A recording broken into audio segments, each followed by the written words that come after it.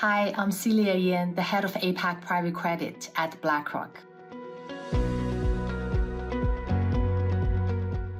I would say diversification and growth prospect are the two key drivers. So in APAC, we invest in both developed and emerging markets. We're able to access different risk-return profile investment across different countries. We're able to construct a portfolio in a balanced and more resilient way to hedge against the global macro and market risks in the long run. The strategy growth is supported by the GDP growth across the region. And beyond that, we've noticed that the awareness and knowledge about private credit as alternative funding options has grown significantly.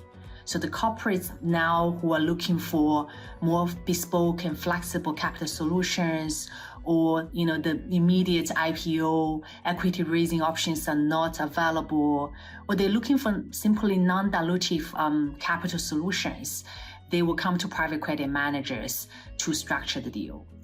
Opportunity size per se, at BlackRock, we see the potential for global private debt AUM doubling to $3.5 trillion by end of 2028.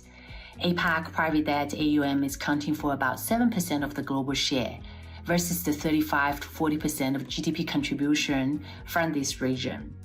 And also worth noting that performing credit is still nascent in APAC. The headroom for growth is quite significant.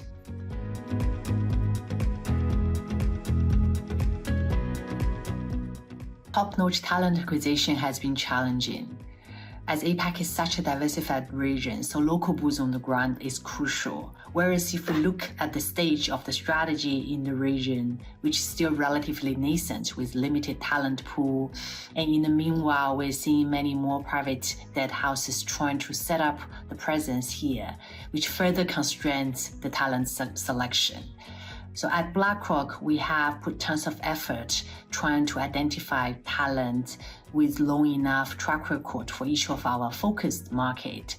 So who have been cycle-tested with workout experiences, who have well-established local network with direct sourcing capabilities. And then also I think as investors, it's important for us to identify the investors who are like-minded with disciplined underwriting mentality, strong risk management mentality, and downside protection structuring skills across different markets.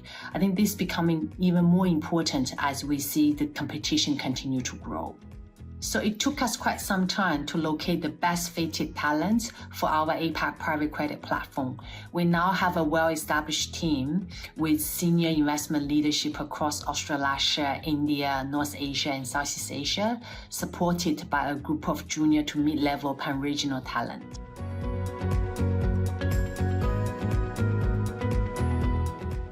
I found SuperReturn Asia is very helpful for myself and my colleagues to stay informed and making new connections or reconnect with our industry peers. Private credit is a very dynamic strategy and constantly evolving. It's essential for us to constantly talking to our peers to exchange market notes. And it's also a very good opportunity for us to understand LPs' concerns and what are the areas of interest when they are looking to allocate.